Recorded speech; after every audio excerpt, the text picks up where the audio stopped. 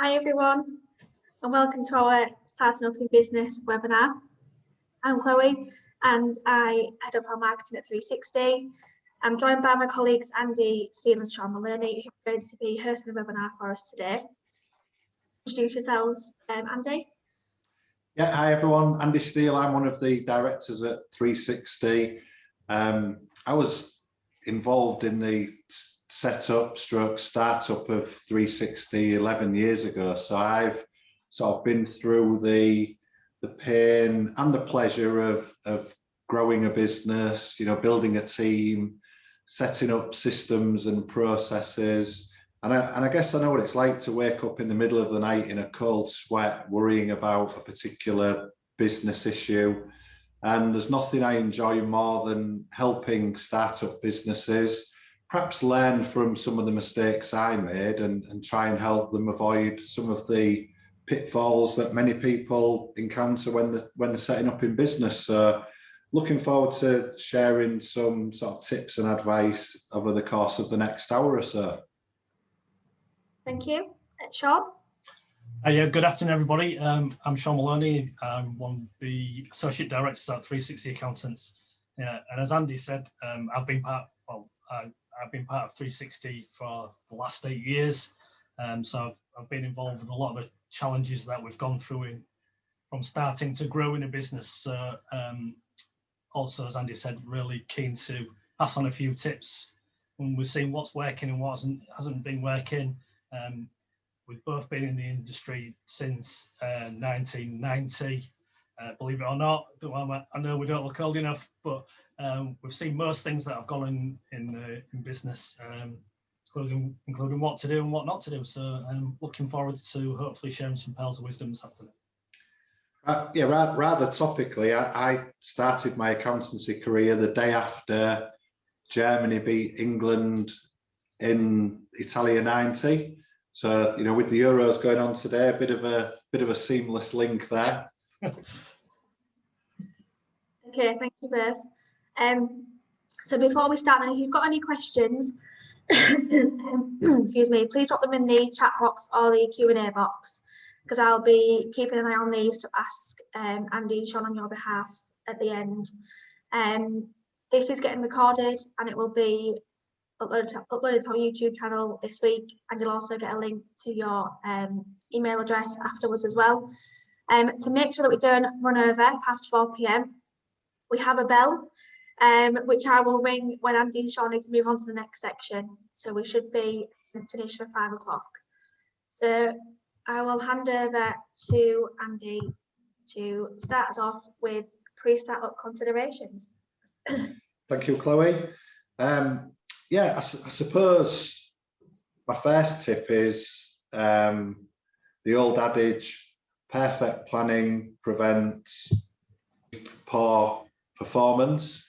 I think the more time you can invest in researching your business, exploring all of the different considerations that you need to think about before setting up, I think that investment in time, effort and energy will prove invaluable once you turn the open switch over, the open sign over.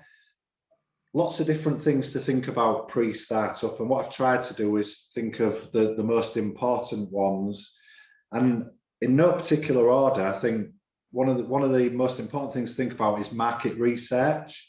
So, it's really important that you identify who your customers are, where your customers are, where they are currently buying from. Is it online? Is it in person?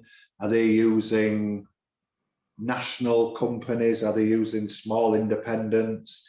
Basically build up what we call an avatar of your perfect customer. How old are they? What hobbies do they have? What cars do they drive? Where do they shop? How much do they earn? The more information you know about your customer, the more likely you are to be able to find them and communicate with them and pass on the message that you're trying to get across in your marketing. Another important thing linked to market research is how much are you going to charge for your product or your service? Are you competing on price? You know, have you developed something that's cheaper than the competition? Or are you charging a premium because your product or service is better or superior in some way? And are there going to be any sort of opening offers, special discounts, etc.? Getting your pricing right is one of the most difficult areas in setting a business up, in my opinion. And spending time with experienced business advisors looking at pricing will be time well spent. Really important that you put a business plan together in writing, you know, rather than it being in your head. If you have it in writing, then you know you can constantly work on it, update it, set targets, just constantly reminding yourself why you're setting up in business and what your initial sort of targets or goals are. Within the business plan needs to be some financial forecasts. So, you know, what's the income of the business going to be? What are the various costs? And from that, you should be able to extract a cash flow forecast, possibly with the assistance of an accountant, so that you can identify whether any funding will be needed. You know, it's all very well having a business that makes a profit in year one, but if in the first 3 months you're going to be making a loss, how are you going to fund that loss? If you need to invest in equipment or stock, do you have savings that you can dip into to fund that, or are you going to need to try and find some grants or funding? So, you know, a really robust business plan with financial projections will help you identify how much money you need to borrow, if any. Other important things to think about. I know from experience that in the first 2, 3, 4 years of a business, it's going to be taking up a lot of your time. You know, there's going to be many hours spent on an evening sending quotes out, doing your bookkeeping, whatever it may be. It's really important that you get buy-in from your family, because you know they're not going to, if I'm honest, they're not going to see as much of you for a while. So it's really important that you've got their support and that they understand the commitment that you're going to have to make, and also that they're going to have to make in order for this business to succeed. And if you can't get that buy-in, then perhaps you need to have a think about the business model. Other things to think about: are there any restrictive covenants in place in your current job or current business that restrict you from doing certain things going forwards? You know, it might be part of the business plan that the day you set up, you ring up a load of contacts, etc., to see if they'd be interested in using your business. But if your current employment contract prohibits you from doing that for 3 months, 6 months, a year, then you've clearly got to be really careful about that approach. You also might want to consider running the business on a part-time basis alongside your job to start with, you know, just while you dip your toe in the water, see if you can make a success of the business. It may be that having a regular income from your existing job to supplement the right, I can see you've rang the bell. I've nearly finished. Yes, you didn't hear it. It's a very quiet bell. Yeah. You know, having income to supplement the business income could be invaluable in the early days whilst you're testing the market. Final point: you need to seriously consider what trading entity you're going to use, and that's where I seamlessly hand over to Sean for the next section. Thank you, Andy.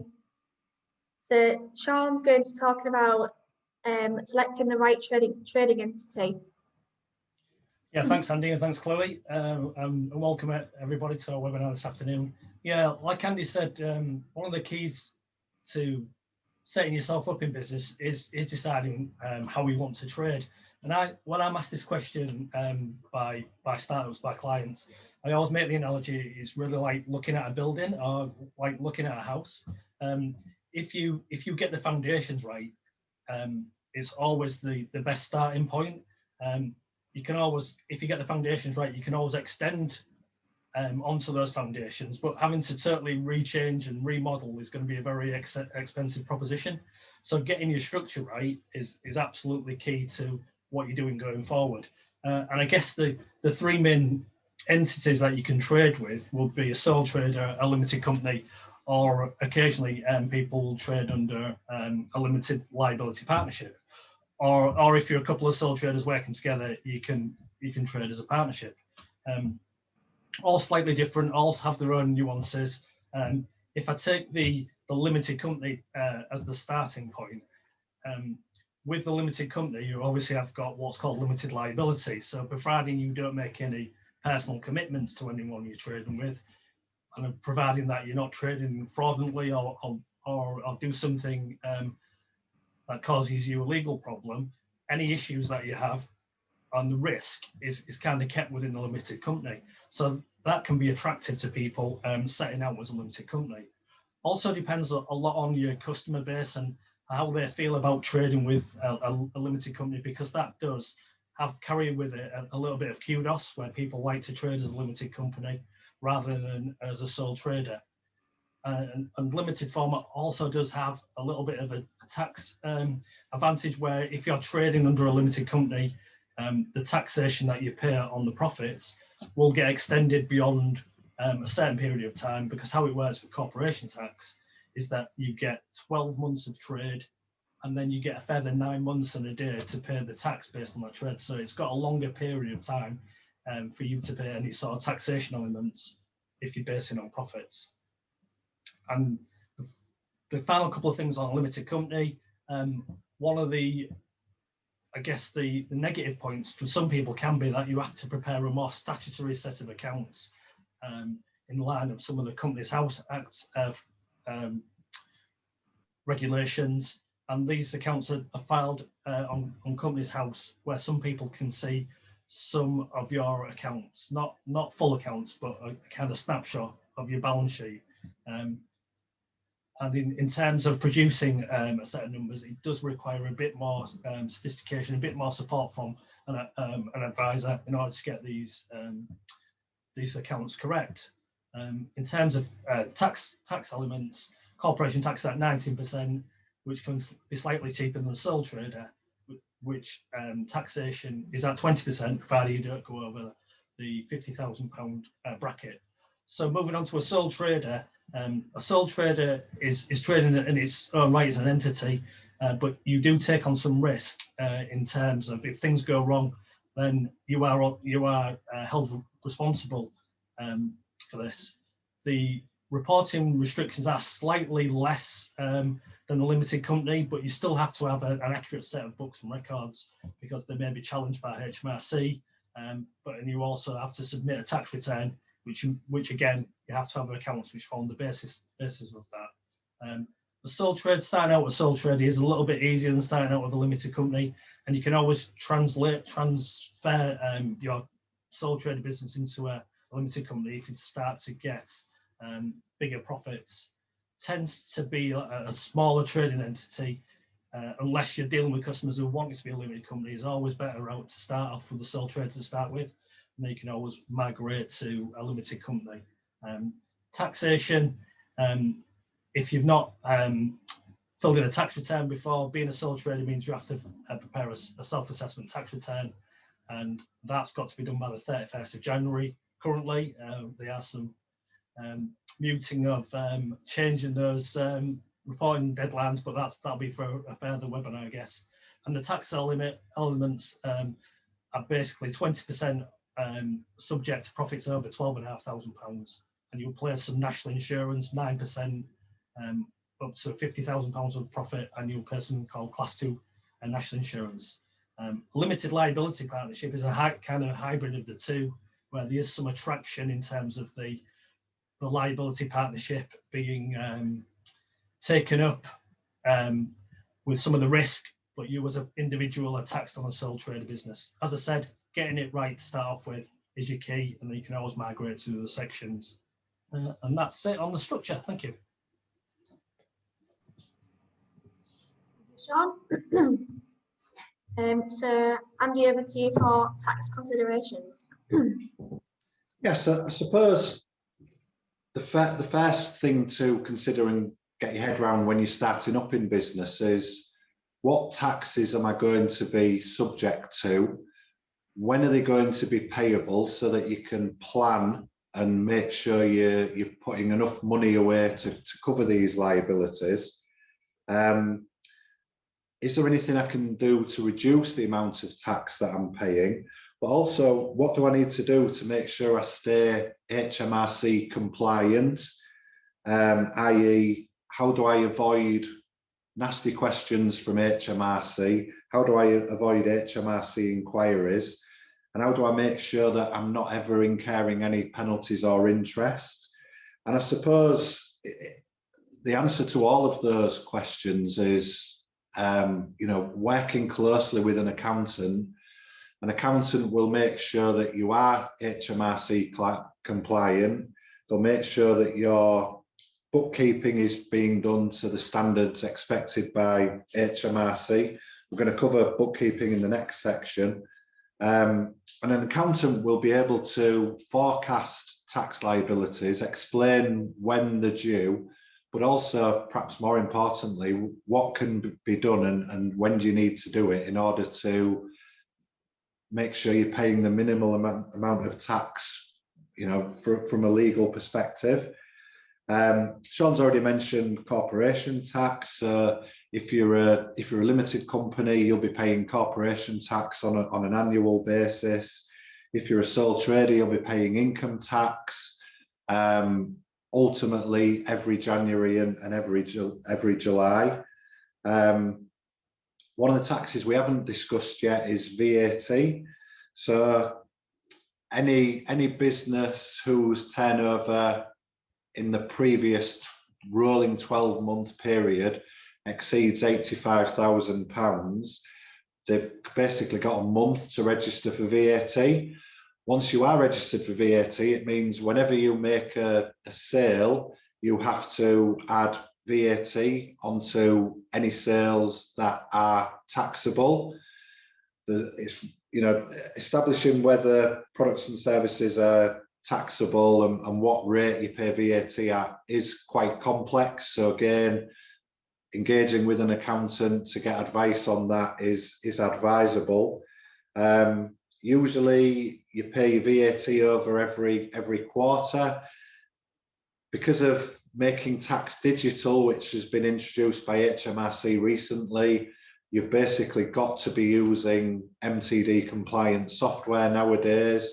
The days of filling out paper books and records or completing spreadsheets are no more nowadays. You've really got to be using software. Having said all of that, if your turnover is less than 85, which it often will be as a startup, you can choose to register voluntarily. As ever, there's pros and cons with that approach. I guess the pros are that if you are VAT registered, it can add credibility to your business. It can make it appear perhaps more professional, more established than actually it is. Some businesses and some government organisations won't deal with businesses that aren't VAT registered. So if your business is going to be dealing with organisations like those, then clearly there is a benefit to registering for VAT.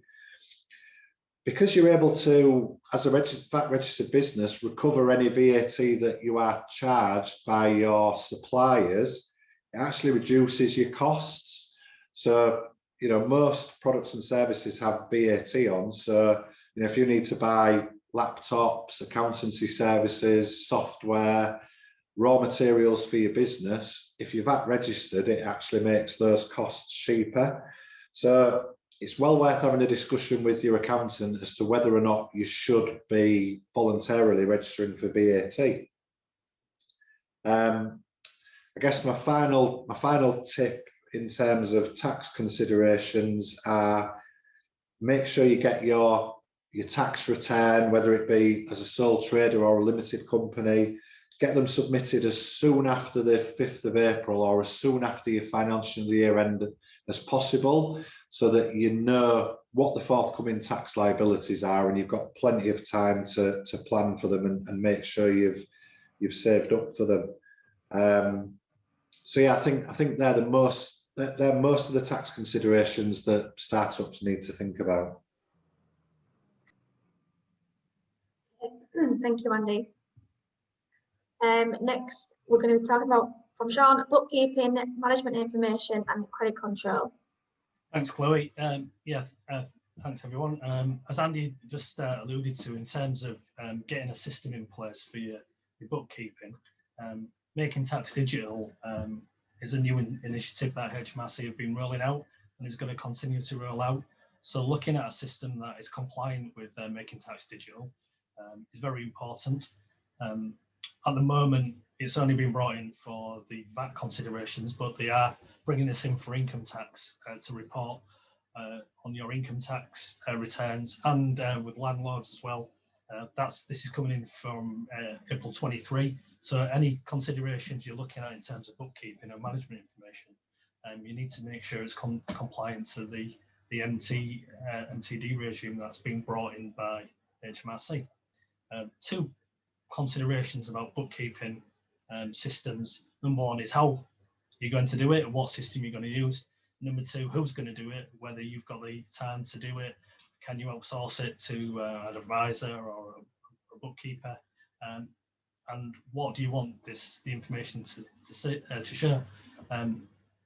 The tip we kind of give out is that, you know, any knowledge you have or any immediate control you have over your numbers is just really powerful information, because you need to have this information at your fingertips.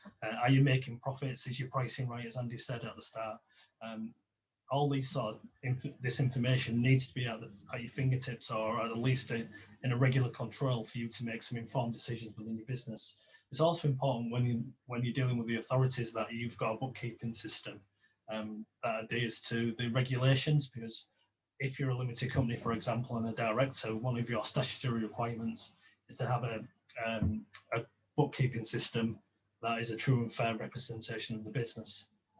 And again, with whether you're a sole trader or a partnership, again, HMRC can inspect your books and records, and if these are accurate or up to date, it can cause you some serious issues. So choosing a system that gives you all the information is really important. A lot of the information now is going online, so there's a lot of computerized interactive systems such as Xero, Sage, QuickBooks that'll interact with your banking, which is really powerful stuff in terms of collating all your information as quickly as possible. And that's probably one of the biggest tips that we give out, is that having a system that can give you ultimate control, both on your credit control and your key information, is critical to having a successful business. Definitely choosing a system that interacts with your banking or can interact seamlessly with your invoicing is always going to be the more preferential way to run your business. Credit control, having an element built into your bookkeeping software. Again, as you don't want to be anybody's bank, you only want the bank to be your bank. Having up-to-date information on credit control and ways to deal with it is vital, really. Particularly if you're dealing with yourselves, but also if you're outsourcing that side of it, it's key that the system used really adheres to your credit terms, making sure you've aligned your terms and conditions on your bookkeeping system is really key part of the information as well. You'll also have key information points on your business. You want to know what your gross margin is, gross profit margin is, your difference between your sales and your purchases. So having something that tracks that, so you can see whether you're still on target. Also control of your overheads. All these things that a bookkeeping system should really show you and give you that management information. Again, it is absolutely critical when you want to try and run your business as clean as possible. There's nothing worse than not knowing where you are, asking people, do you know your numbers? That's one of the biggest questions, and when we come on into it later, funding and grant applications is always going to be a key element of whether a business owner knows his business, particularly numbers as part of the application to get any information out. Really key. Shows shows you understand your business, and it's absolutely vital in order to keep control of both credit but also information. And if anybody wants any advice on what best system to use, we're always around for a chat. It's always critical to get that right at the outset. Again, as I said, almost like with the structure, chopping and changing, it sometimes can be difficult and costly. Thank you. That's me. Yeah, I'll just add to that I think every business owner should have accurate, reliable, real-time financial information at the fingertips, and the cloud has made that possible, really.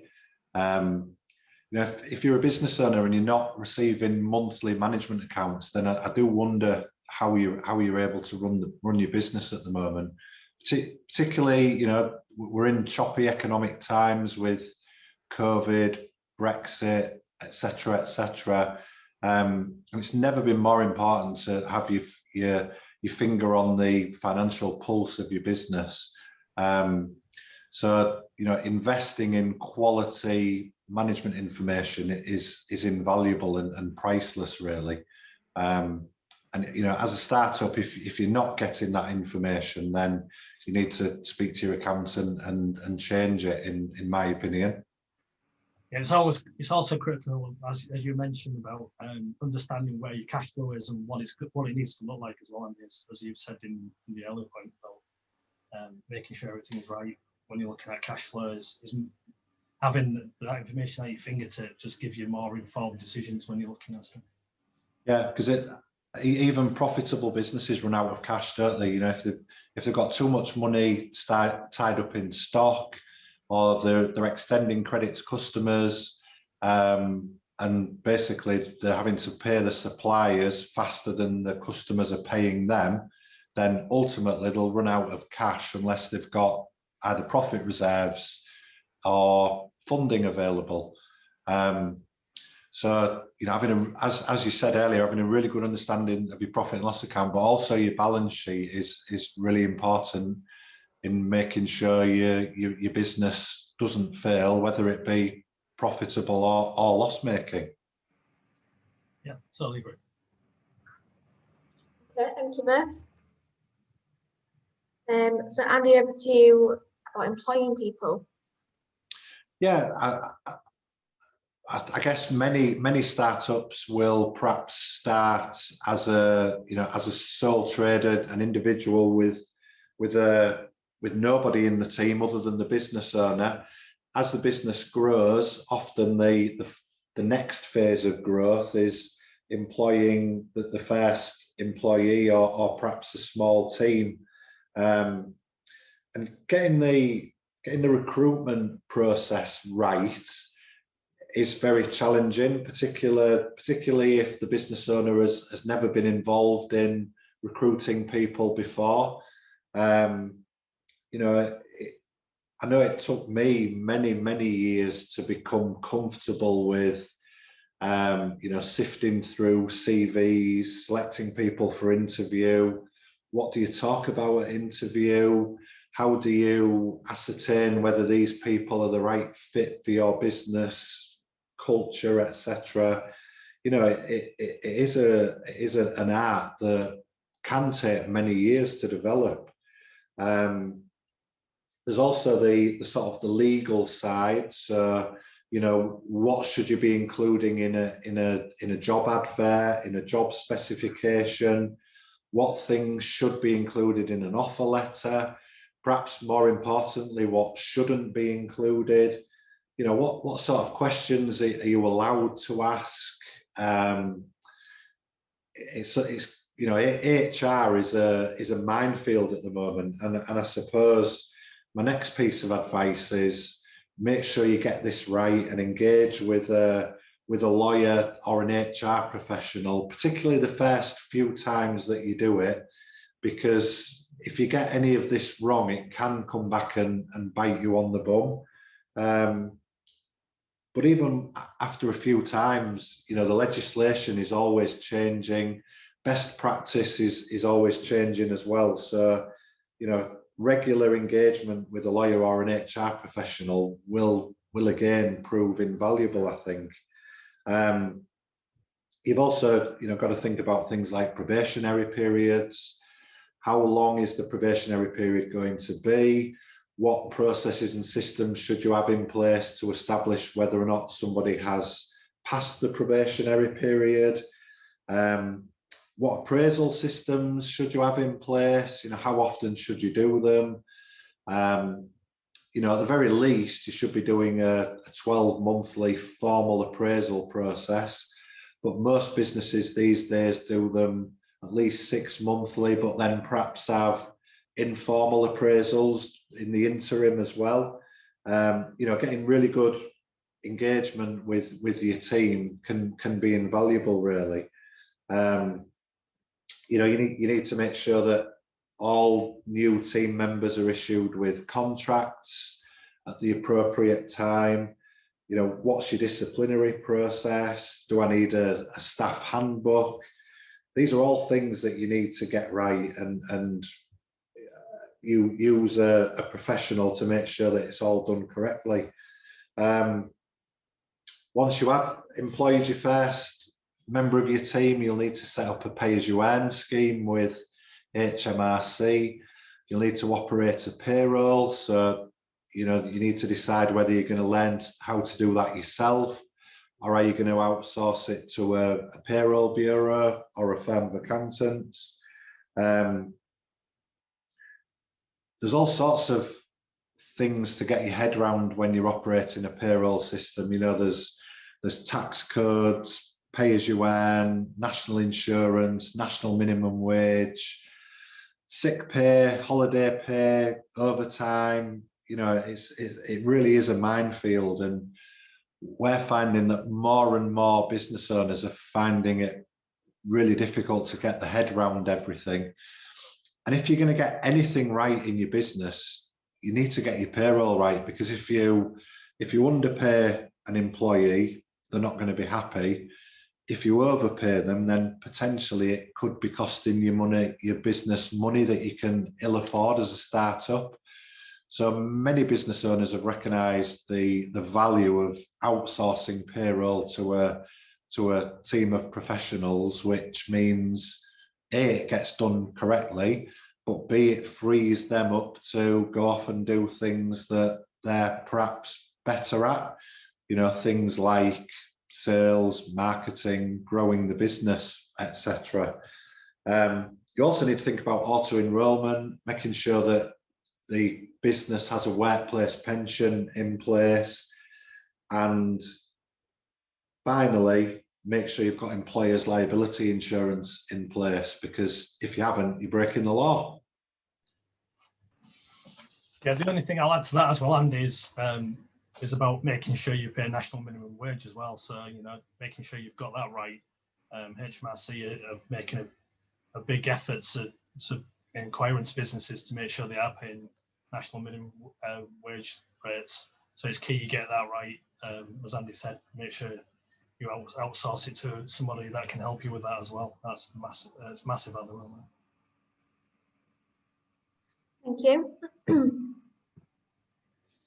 So Sean, the importance of a business plan and exit strategy. Yeah, I guess it's one for Andy and I. Both of us have been involved in this kind of side.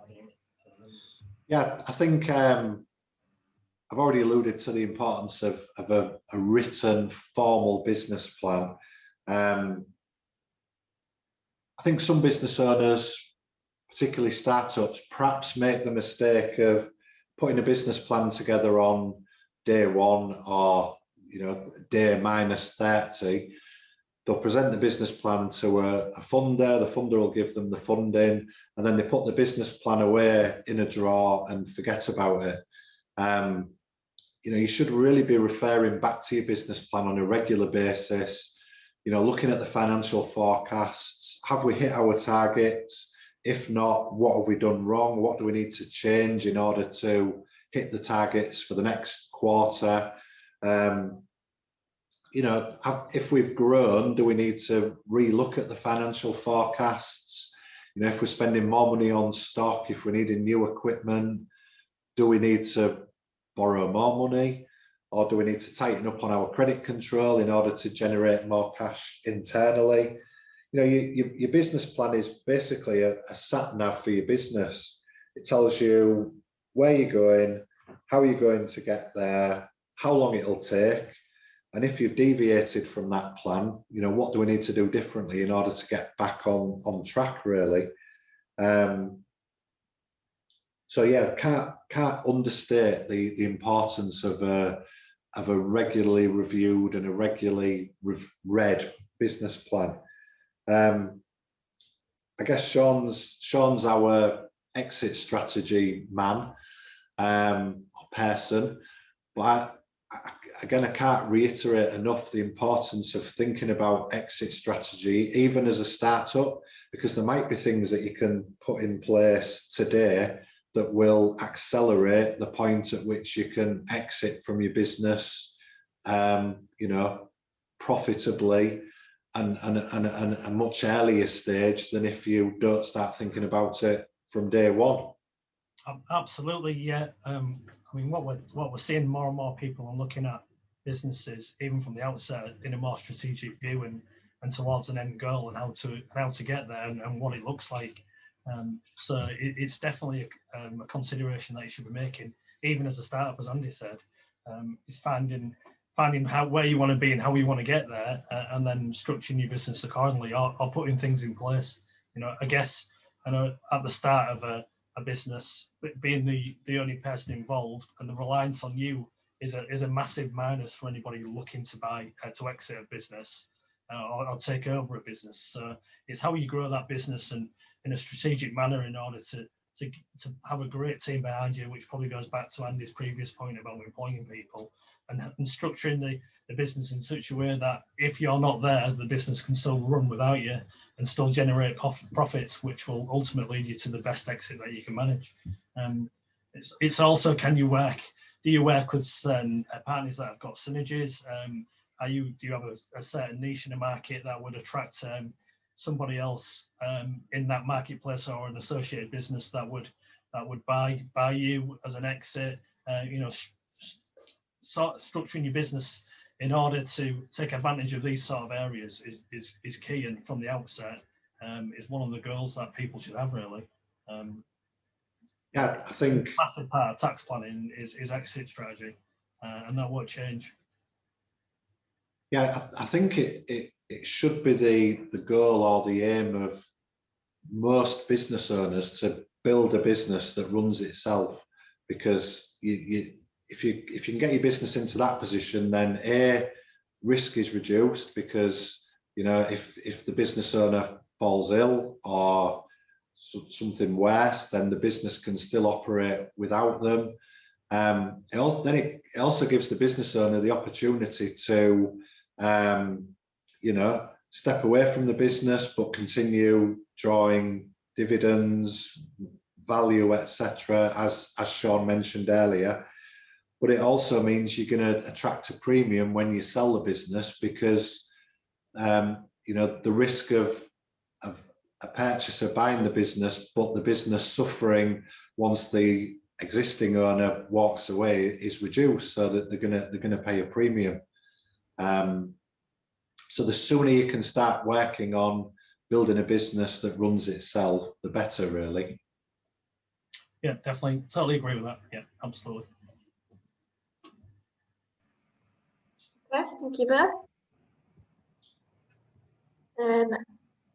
Grants and funding, Sean. Yeah, thanks, Chloe. As Andy kind of alluded to, I tend to get involved with this side of our business in terms of what we would call the corporate finance side of the business, which is looking at funding and looking at grants. For start with funding, what's happened really over the past 12 months and slightly before that is that accessing credit has got a lot harder, particularly from the mainstream banks.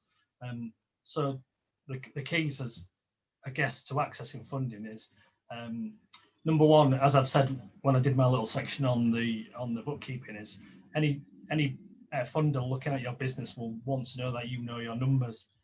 So being really au fait with your numbers and your business as a whole is absolutely critical when you're looking for funding. So putting together a set of financial figures and a business plan is part of it, which we help. But understanding the client, the business owner knowing his business is one of the critical parts to accessing funding, which again goes back to talking about how to structure your business and understanding your business. Because any funder is looking for that one spark, that USP, what makes you different from the thousands of business plans that come across their desk. It's not just about the numbers anymore. They're buying into the business and they're buying into the individuals who are running that business. So looking at the funding, that side of it is a lot more than just a business plan and just figures. It's about you and the business owner understanding the business. And it's critical once you're looking at funding is making sure you've got the right type of funding. There's certain different types of funding that you can access as a sole trade, as a startup. There's kind of what we would call sales finance, which is invoice finance, or which allows you to get some money before your customers pay, which can help you with cash flow, particularly as a startup when you're looking at trying to pay for products and services. If you don't have any credit, having to upfront for some of these payments, particularly stock, is always a critical part of your business funding. And it's making sure that you understand where you are in terms of what you need, understanding your numbers from what you'd call a cash position break even, including loan repayments, or a turnkey position. Sometimes it's when you turn the key in the door, what does it cost you? All these are critical to when you're looking at funding, particularly when you're dealing with a funder, and when we deal with the application. As I said, the funder will always look beyond the numbers and look at how the business is run and whether the owner is someone that they can rely on. In terms of grants, the grant market has certainly tightened up recently. Obviously, with employing people, there's a couple of things that have been brought in. The apprenticeship grant situation has increased. There's the Kickstarter funding option for employment. Both of those have been introduced in order to look at any employment requirements, so it can help if you're looking to bring staff, a team in. There's also innovation grants available. These are, as the name suggests, there's an innovation fund which helps people look at trying to develop or research a product. It's generally matched funding, and there's a local fund, the Spark Fund, which is run out of the whole university, which is a good source of funding or advice on that side of it. Again, it's someone we've worked with, so we understand kind of the metrics around that. If you're a younger person, the Prince's Trust, they do have some funding about. That's if you're 18 to 30, if you're looking up to be that sort of age. And if you're on universal credit or you've been long-term employed, there's the new enterprise allowance as well, which does help, provides funding for startup. In terms of how it provides an allowance, you get a mentorship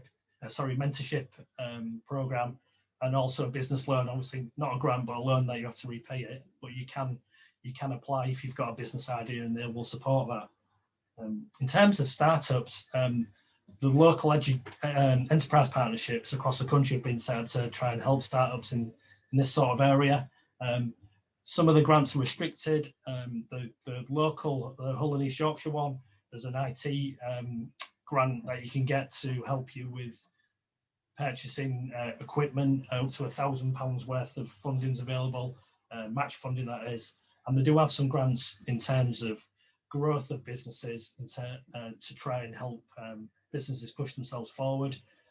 These applications and routes are pretty, I won't say onerous, but they do require some support. Again, something we've done both as a business, but for people. So again, we can support people in that sort of element as well. Yes, thank you, Sean. Next, we've got marketing from Andy.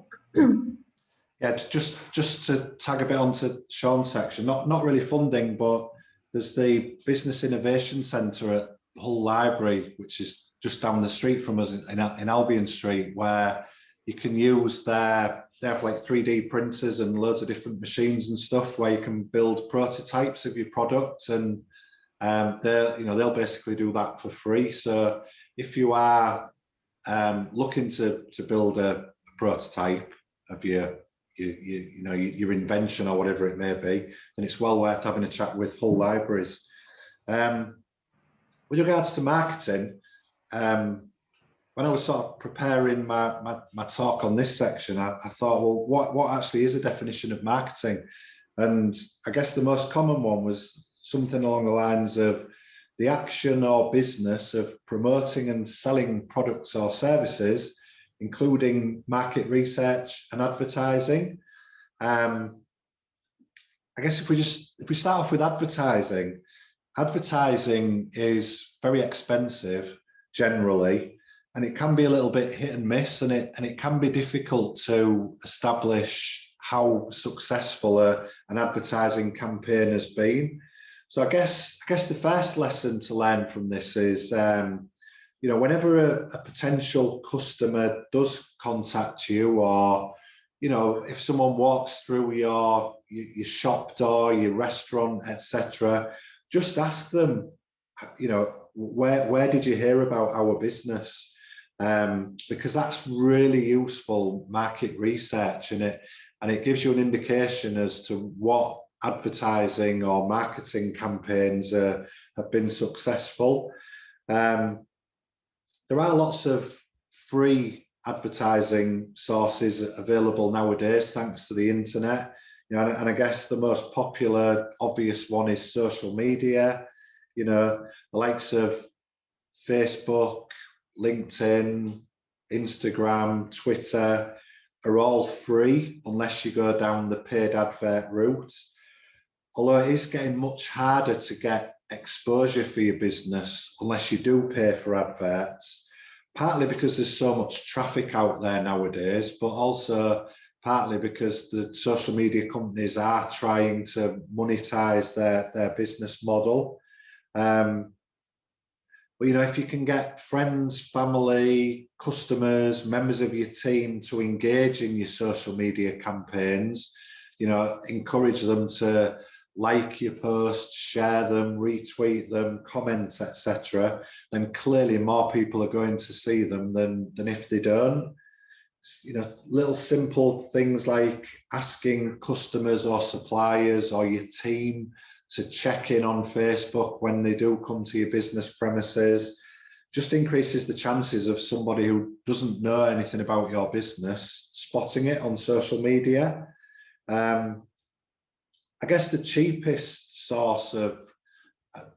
and perhaps best source of new business, and it's certainly an area that we rely on at 360, is referrals or word of mouth recommendations from happy, satisfied customers. They're generally going to recommend you to people who mix in similar circles to them. So if it's a good customer that's buying good products or services from you, a recommendation from them will generally, not always the case, but generally be to somebody that's a good customer for you. So encouraging people to recommend you is clearly a good strategy to have. As is encouraging people to leave online reviews, whether it be a Google review, a Facebook review, TripAdvisor. If someone tells you that they're really happy with the service that they've received from your business, then encouraging them to leave an online review will bring benefits to your business, obviously. Having a database of customers or people who have expressed an interest in your product or service is a good strategy to have, because it then gives you an opportunity to communicate with them going forwards, tell them about new products, services, just remind them that you're there. You do have to be really careful with GDPR these days. You have to make sure that you're not cold calling people. You have to give them the opportunity to opt out of marketing databases, etc. So probably sensible to engage with a marketing company in that respect. But, you know, having an up-to-date, accurate database will prove invaluable as you're trying to grow your business.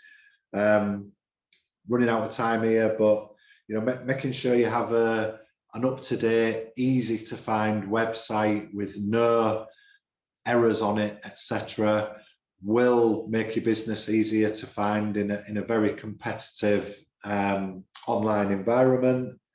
And don't forget old-fashioned things like signage in front of your business. You know, make sure it's catchy, modern. Make sure people are going to be able to spot it, particularly if you're on a busy high street, etc. Get all of those things right, and you're on to a winner. Okay, thank you, Andy. Then on to staying healthy. Yeah, I think this is a really good place for me to end the bits I'm going to talk about. You know, setting up a new business is brutal. It's stressful. You're putting long hours in. It puts strains on relationships. You're busy, so you might not have time to do the things that you used to do when you were perhaps an employee. So, you know, often I talk to business owners that have set up in business and they've stopped going to the gym, they've stopped going for runs, they don't have time to, you know, have downtime with the family anymore. You know, it affects the mental health. They start putting weight on, they become unhealthy. So at the end of the day, there's no point having a successful business if it kills you. You know, it's really important that you commit the right amount of time, me time, to looking after your own mental health and your own physical health.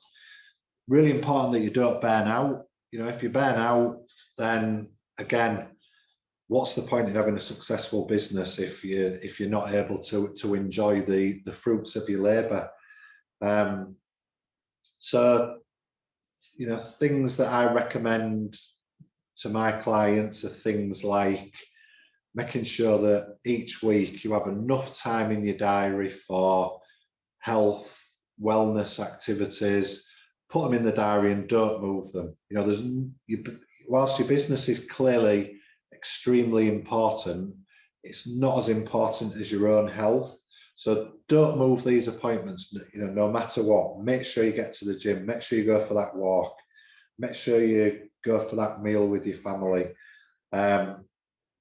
You are more important than your business. At the end of the day, you need to learn to prioritize. So a good tip would be at the start of each day or at the end of the previous day, come up with a to-do list for the next day or that day, depending on when you're doing it. You know, so what must be done by you today? You know, what are the things that you, no matter what, you've got to get them done? What are the things that you can delegate? And what are the things that must be done by you, but they can wait? And if they can wait, then, you know, don't bust a gut trying to get them done today. Leave them till tomorrow or the day after. Just make sure the things that must be done by you today are done and nothing else. Once you get into the mentality of delegating, prioritizing, etc., managing your time better, it will free up time for doing things that will keep you healthy, mentally, physically, etc. And if you're physically and mentally healthy, you'll be working more productively, you'll be making better decisions, you'll be more productive, and you'll get your work done quicker. So it's like it's the opposite of a vicious circle. I don't know what that is, but hopefully you know what I mean. That's it from me on staying healthy. Okay, thank you. And then finally, Sean, any top tips? Yeah, thanks, Claire. I think I'm just going to close it out. I mean, in terms of the tips, I would say the number one if you want advice, just ask. Don't be afraid to ask. There's no such thing as a stupid question. Don't be afraid to reach out to people to ask for help. It's not a weakness. It's a strength to actually do that. Particularly someone like us, we have what we call a little black book of contacts. We know a lot of people in terms of different areas, different industries, all sorts of contacts. So one of the top tips is don't be afraid to ask for advice. It's not a weakness. There's no such thing as a stupid question. We welcome questions, I'm sure, and even asking any of your peers. Everyone's been on this journey, and everybody be generous with the time. So don't be afraid to ask questions. We produce a new business kit, and in there we normally ask some top tips from some of our clients. So I've just got a few tips. I mean, one of them is the mantra, and you keep repeating this to yourself when you're a small business or any business. Turnover is vanity, profit is sanity, but cash is king. If you're at any doubt of what you're doing, repeat that mantra to yourself. Turnover is vanity, profit is sanity, but cash is king. Without cash, you will struggle to do stuff. A couple of really good tips have also, as Andy just said, we've had a client say, make sure you take time off and relax and recharge your batteries. You can't do anything with no energy, no batteries. Stay true to your vision. Don't be afraid to have confidence in yourself. Keep dreaming the ideas that you've set up the business. And a really good one to end. I think we've attributed to this client, but I'm sure it's Richard Branson. If someone's asked you if they know how to do stuff and it's an amazing opportunity, but you don't know how to do it, just say yes and learn how to do it. But above all, believe in yourself, enjoy what you're doing, and I'll say again, turnover is vanity, profit is sanity, but cash is king. Yeah, I don't think any advice would ever top that. Often businesses strive for growth, but if it's not adding income to the bottom line, what's the point? Every decision should ultimately result in more cash in the bank. Otherwise, it's potentially a bad decision. I haven't got that new business kit in front of me. You're obviously better prepared than me, but my favourite top tip, other than the cash is king one, is can't remember the exact words, but as business owners, we often strive for perfection, and we beat ourselves up if something small goes wrong. We often beat ourselves up and get really down about it. But the advice from this client was that sometimes good is good enough. And I think reminding ourselves of that every now and again will also help with stress levels. It's virtually impossible to be perfect all the time. So don't beat yourself up when that doesn't happen. So I guess a final piece of advice is if you've not read our new business kit, let us know and we'll send you a copy, because we've tried to cram so much into this last hour. We could probably talk for 3-4 hours about starting up in business and tips, advice, things to avoid, etc. Clearly we haven't got time for that, but if anybody who's watching would like to go into a little bit more detail, then please ask for a copy of the new business kit, and we'd be more than happy to send them either a digital copy or a physical copy that Sean's just shown you. Yeah, thank you. So we have a question from one of the attendees. So she's wondering if she's whether to start a new business. She has a business already and about to launch a digital course. Could the online side of my business be a startup, or is it better to run it alongside my established business? I'm a sole trader. Is there any funding for startups, or is there any funding for businesses doing training? That's a really common question, is should business B be put into the pot with business A, or should I run it separately? Now I suppose what you need to establish is if business A is a sole trader, I'm guessing it's a low risk business. If business B is also low risk, then it might be sensible to also leave that as a sole trader.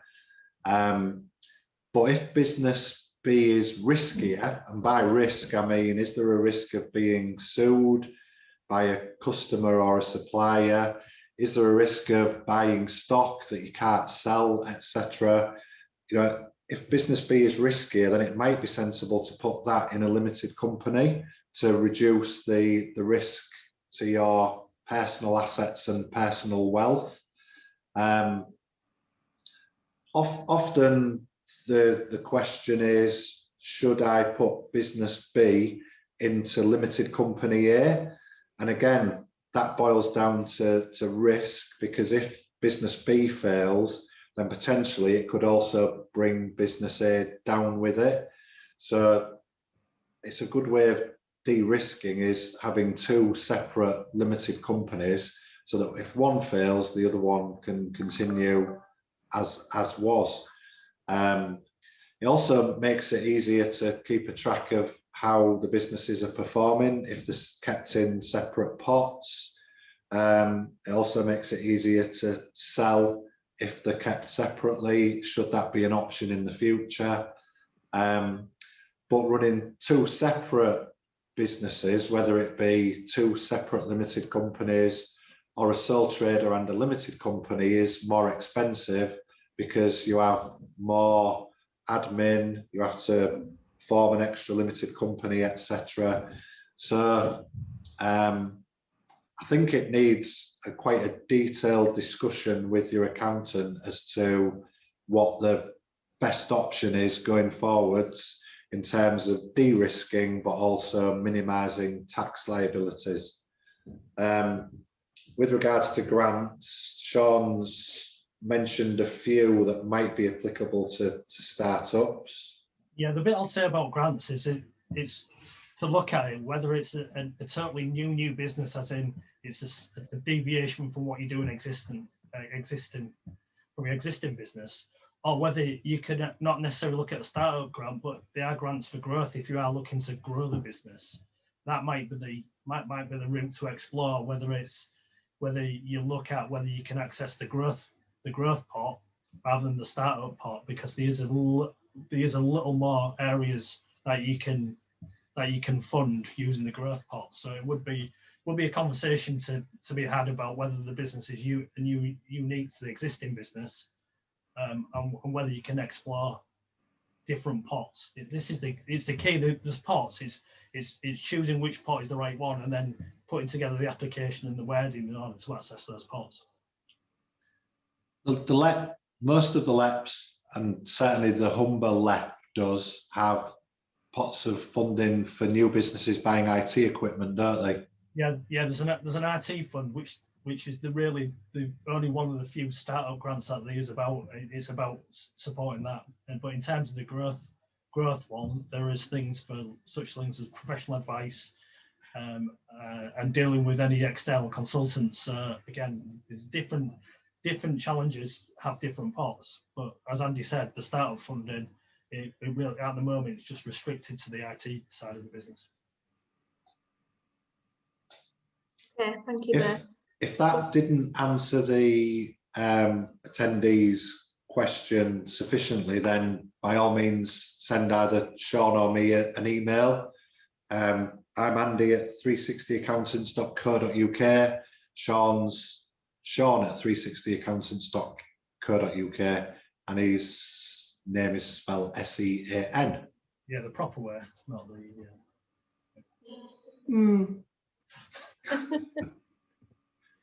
Okay, so we have run over by 4 minutes. However, as Andy said and Sean said throughout, if you've got any questions that you've missed or you can't think of, then just please contact us on the details on screen at the minute. So lastly, thank you all for coming on our webinar today. We really hope you found it useful and we've given you the advice that you need to move forward. Our next webinar will be in September, with a topic to be confirmed. So just keep an eye out on all of our social media pages for more information on that to come. And as I said at the beginning, this is getting recorded and you'll be getting a link on your email and also onto YouTube 360 TV tomorrow.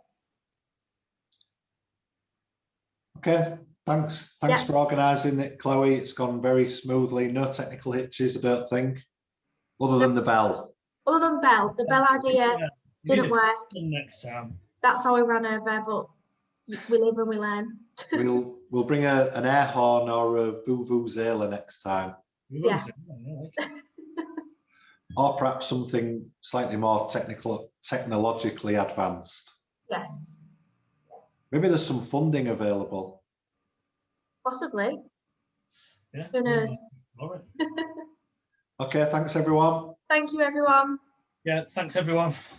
Bye. Thank And you. Bye. if you are starting up in business, good luck. Look, You know, let us know on social media what you're doing, tag us in, and we'll do everything we can to help you promote it. Yeah. Yeah. Don't Particularly, be afraid to ask questions. You know, pick up the phone or messages. Particularly if you're selling food or drink, we love helping food or drink businesses in any way we can. Yeah, absolutely, definitely open for testing if you want to send it. Bye. Thanks, everyone. Bye.